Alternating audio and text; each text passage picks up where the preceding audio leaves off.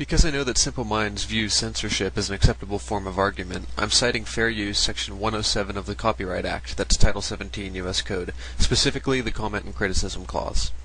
This video is going to be exposing the lies and dishonesty that's present in the Way of the Master teaching in regard to evolution. Now, Way of the Master is made by two of the finest 15th century minds, Kirk Cameron and Ray Comfort.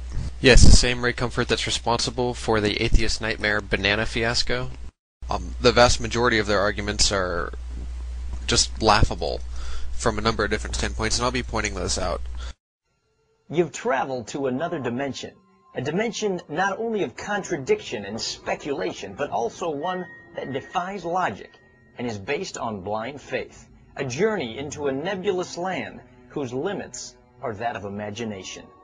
You've just crossed over into the evolution zone.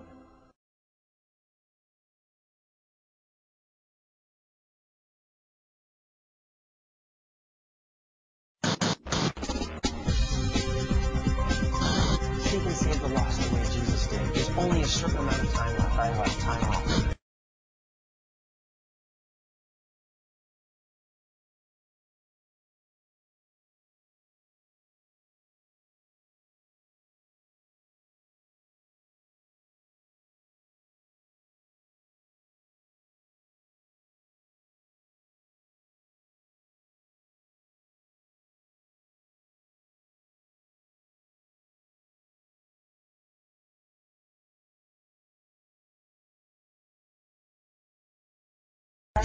So use the ball, use your efforts to reach out to the ball.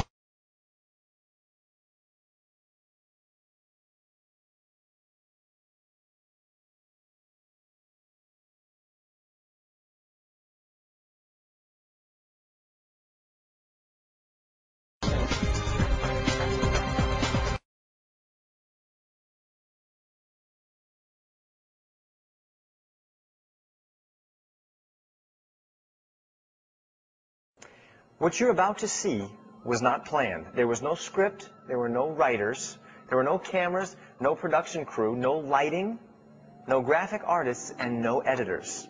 The entire program just happened. There was a big bang in our production studio.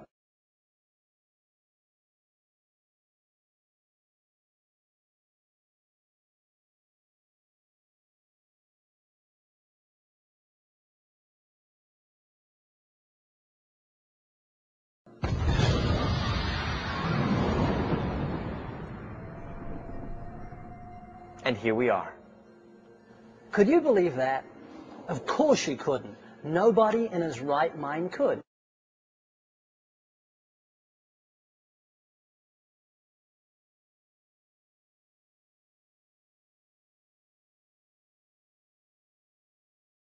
And yet many evolutionists would have us believe that in the name of science.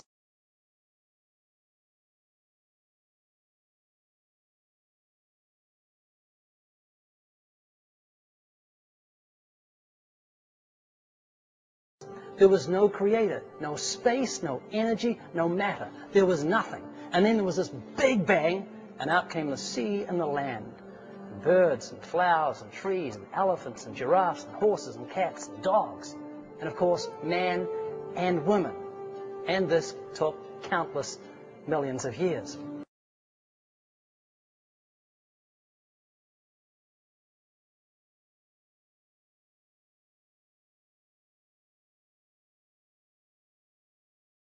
We're now going to look closely at some of the believers of the theory of evolution.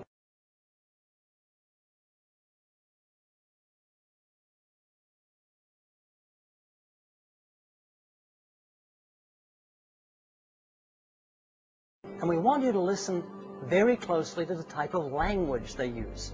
True believers use what we call the language of speculation. They'll start off sounding like an expert, but because there's such a lack of factual evidence for the theory, they're forced to use words like we surmise, we believe, perhaps, maybe, could have, and possibly.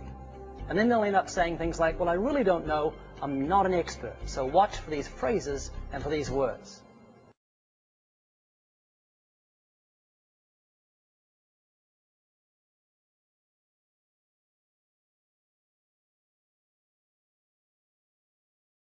Actually, that's also known as the language of science. In science, nothing is 100% proven. We're not 100% sure that there are cells, that there are atoms, that there's gravity, or really anything. I mean, of course, it's been all proven beyond reasonable doubt, but nothing is 100%. As such, we use qualifiers, such as maybe, perhaps, probably. I mean, that's simply how scientists talk. I mean, there's absolutely nothing wrong with that, and it prevents you from making false statements, period, regardless of the veracity or the amount of evidence that's for them. Also, pay particular attention to the last thing that he said about the "I'm not an expert," as it's going to become very apparent and somewhat comical here in a minute why people are saying that. This next clip is Comfort going around interviewing random college students about evolution. So do you believe in the theory of evolution?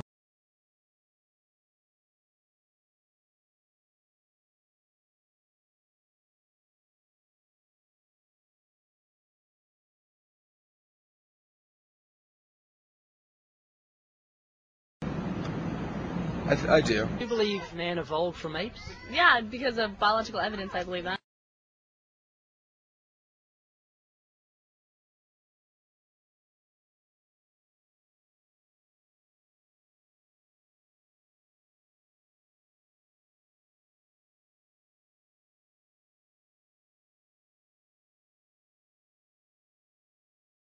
So do you think man evolved from apes? Yeah, I do believe man evolved from apes.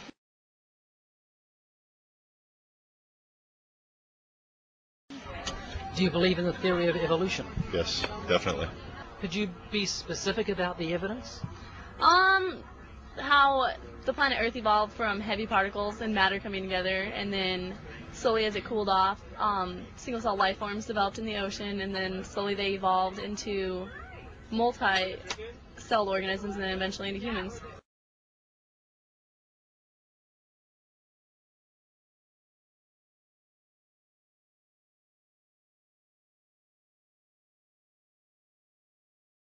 How did it begin? I don't know.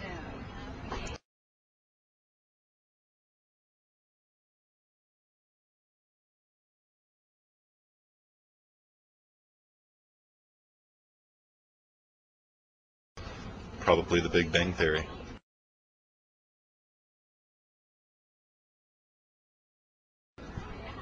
What caused the Big Bang? Probably an asteroid from another planet that had the same thing happen to it millions of years ago.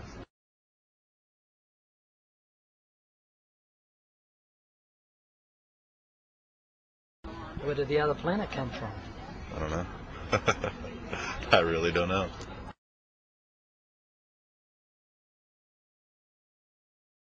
There's a lot of things. I mean, you look at, first of all, like homologous structures in animals and analogous structures and these things called vestigial organs.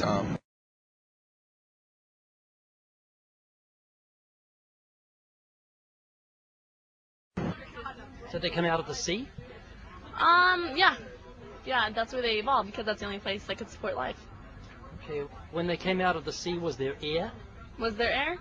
It took a while, but yeah, air eventually, because of the breakdown of atoms and stuff, and it was eventually released. So yeah, I think there was air when they came out, because